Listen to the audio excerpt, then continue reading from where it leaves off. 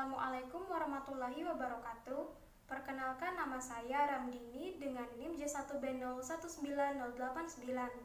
Saya mahasiswa Universitas Mataram, Fakultas Teknologi Pangan dan Agroindustri Prodi Teknik Pertanian. Pada video kali ini masih sama seperti video sebelumnya, yaitu saya akan membahas terkait sistem hidroponik untuk memenuhi tugas 2 dari mata kuliah Sistem Irigasi Digital.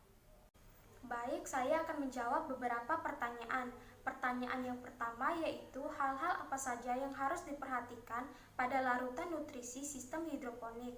Hal yang pertama yaitu air. Hidroponik merupakan budidaya tanaman dengan memanfaatkan air sebagai media tanam tanpa menggunakan tanah. Oleh karena itu, peran air sangat penting pada sistem hidroponik. Maka air pada sistem hidroponik harus memenuhi hal-hal sebagai berikut. Yang pertama yaitu mineral air ppm sistem hidroponik harus stabil. Yang kedua yaitu kualitas air yang baik untuk sistem hidroponik harus memenuhi kadar mineral 0-50 ppm. Yang ketiga yaitu kestabilan air, dan yang keempat yaitu nilai pH air yaitu 5,5-7,5.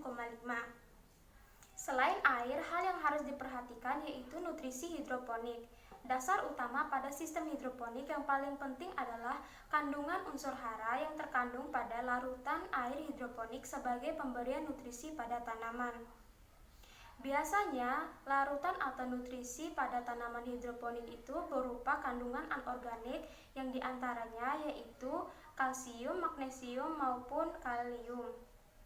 Pertanyaan kedua yaitu unsur makro dan mikro apa saja yang dibutuhkan oleh tanaman yang harus tersedia dalam larutan sistem hidroponik, dan apa yang akan terjadi jika kekurangan maupun kelebihan pemberian unsur tersebut pada tanaman.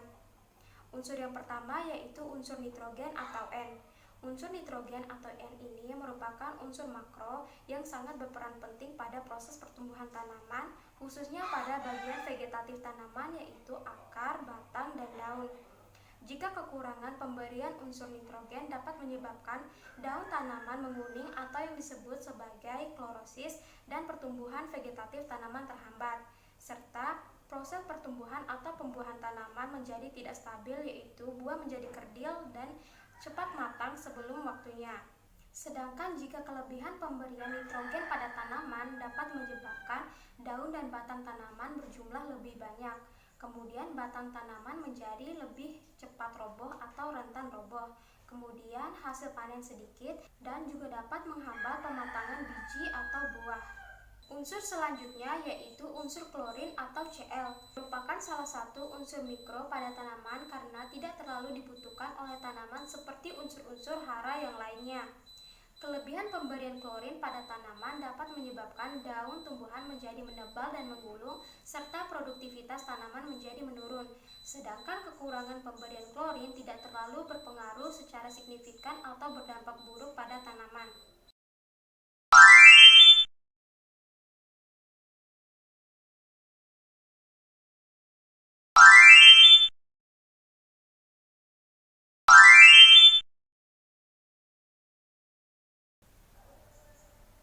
Demikian penjelasan atau pemaparan singkat dari saya. Mohon maaf apabila ada kekurangan. Wabillahi taufiq wal hidayah. Wassalamualaikum warahmatullahi wabarakatuh.